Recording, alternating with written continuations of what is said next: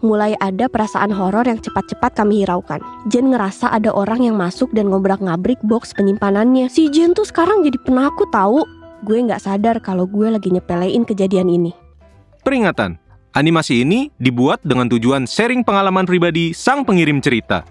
Dimohon untuk menghargai cerita tanpa menyudutkan beberapa pihak. Selamat menonton. Halo, kenalin, gue April. Gue mau berbagi pengalaman waktu gue masih kuliah tahun 2019.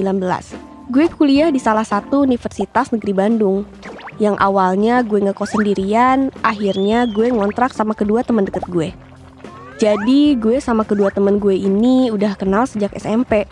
Kita satu sekolah dari SMP, SMA, dan akhirnya diterima di univ yang sama meskipun beda jurusan.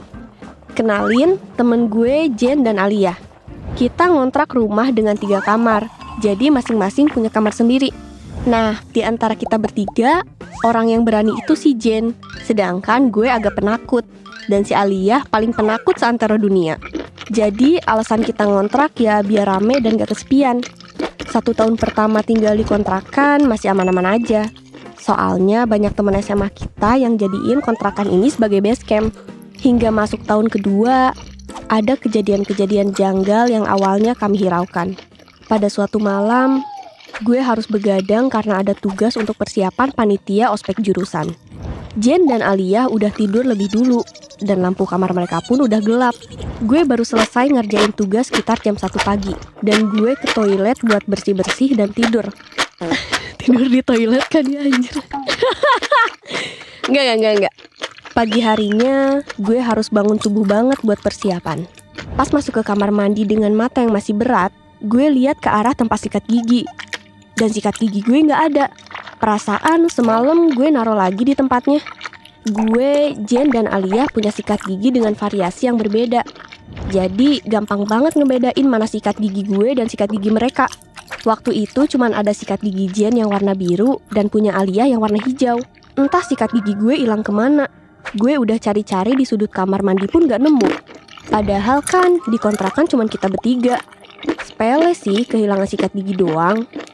Tapi dari sinilah obrolan serius di antara kita. Mulai ada perasaan horor yang cepat-cepat kami hiraukan.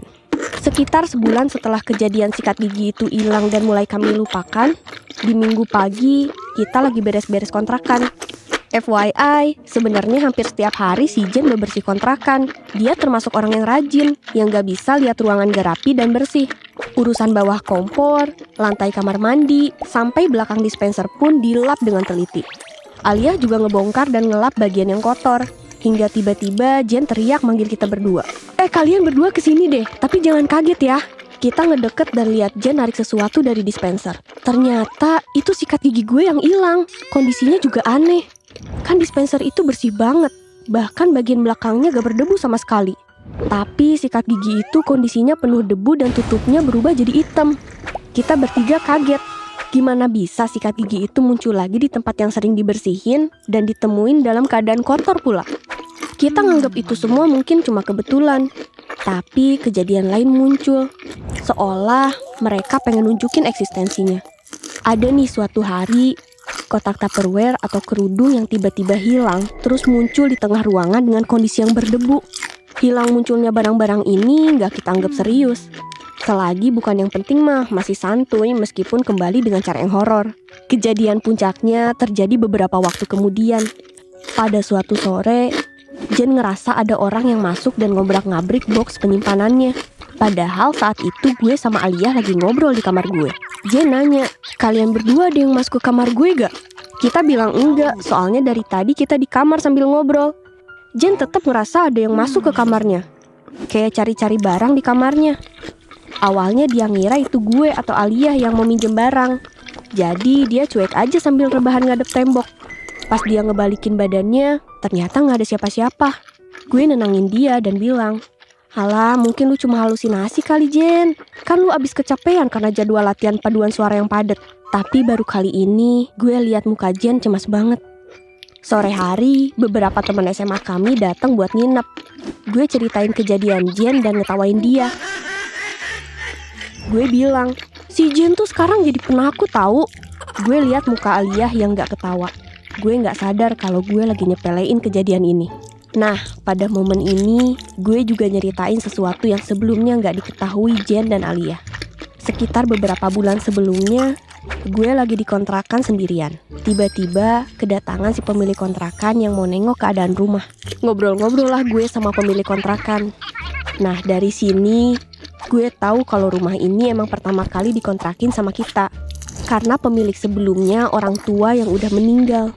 Terus kosong udah lama banget. Hingga akhirnya kita bertiga datang buat ngontrak di sini. Jen dan Alia kaget dengar cerita gue. Malamnya, karena banyak teman-teman yang nginep, kami tidur berbagi kamar. Hingga azan subuh terdengar, seperti biasa gue selalu bangun lebih awal. Gue sholat dan bangunin teman-teman gue buat sholat juga. Teman-teman bilang ke gue buat gak tidur lagi sampai mereka selesai sholat. Gue pun mengiyakan sambil berbaring main HP. Dalam keadaan semua gelap kecuali lampu ruang tengah yang remang-remang, gue lihat salah satu temen gue yang tidur di kamar Jen masuk ke kamar gue dan berdiri diam kayak orang kebingungan. Dia ngeliat ke belakang pintu, terus ngeliat gue. Gue kurang begitu jelas itu siapa, soalnya kondisi waktu itu gelap. Jadi samar-samar gue liatnya kayak bayangan gitu. Gue bilang, "Lu nyari apa?" Karena gue mikir dia lagi nyari mukena. Mungkin mukenanya dipakai temen lain. Terus gue bilang, mukenanya dipinjem dulu ya sama yang lain. Abisan lu bangunnya telat sih. Terus dia keluar kamar sambil bilang, Terus disusul ketawa kecil gitu. Terus keluar kamar. Sampai akhirnya kita tidur lagi. Dan jam 6:30 gue kebangun. Gue dengar suara berisik temen gue yang katanya bangunnya kesiangan. Kenapa nggak ada yang bangunin mereka sholat subuh? Saat itu gue merinding parah. Gue bilang ke mereka kalau udah bangunin dan mereka pun gantian sholat subuh. Tapi mereka ngegeleng dan bilang kalau nggak ada yang bangunin. Bahkan kamar Jen sengaja dikunci karena dia takut ada orang yang masuk. Lah terus yang tadi subuh gue bangunin dan masuk ke kamar gue siapa? Saat itu gue merinding parah. Perasaan mencekam muncul. Gue mencoba mengingat kalau gue hanya ngelihat bayangan sosok itu tanpa bisa memastikan dia siapa. Sejak saat itu, gue, Jen, dan Alia mulai ketakutan. Kita mulai saling menunggu untuk masuk ke kontrakan. Bahkan sering tidur bertiga. Gue emang kurang ajar, udah nyepelein kekhawatiran Jen soal sosok itu. Kita nyusun rencana buat pindah kontrakan. Udah cari lokasi, cek fasilitas, sampai kira-kira gimana budgeting bulanannya. Semua udah dipikirin mateng-mateng demi keluar dari teror kontrakan ini. Pas semuanya hampir deal, udah mau DP kontrakan baru, tiba-tiba rencana kami gagal karena COVID muncul dan kita memutuskan gak lanjut kontrak lagi. Tapi setelah diskusi panjang, dengan kondisi yang mulai goyah dengan sehari masuk kerja sehari off, bikin gaji kita dipotong, dibayar sesuai kehadiran. Alhasil, pemasukan jadi gak stabil. Dan untungnya dari awal kita kuliah pun, udah punya penghasilan tambahan. Kerja freelance, WFH gitu. Mau gak mau, kita harus bertahan di kontrakan ini. Dengan harapan bisa coba cari yang baru begitu kondisi kembali normal.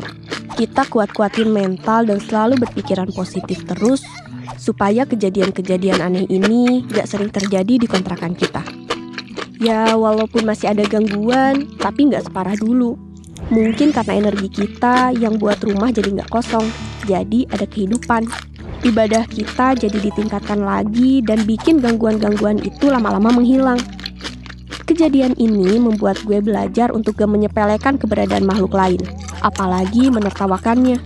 Jangan lupa selalu banyak berdoa, adain pengajian di tempat pindahan, terlebih lagi buat kontrakan yang udah lama kosong.